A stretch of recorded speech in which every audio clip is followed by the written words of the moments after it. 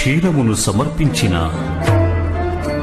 అది భక్తుని మనసుని క్షీరము వలె స్వచ్ఛంగా మార్చలేని పక్షంలో అది వ్యర్థమే. ఆ అభిషేకము వ్యర్థమే. ఈ లోకంలో అనేక మంది శిశువులు ఆకలి బాధతో అకాల మరణం పొందుతున్నారు.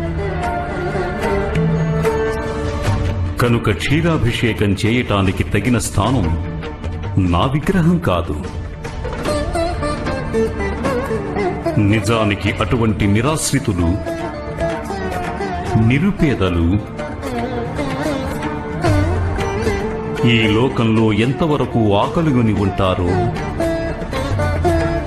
అంతవరకు నేను ఆకలితోనే ఉంటాను. నా క్షుద్బాధ శాంతించటానికి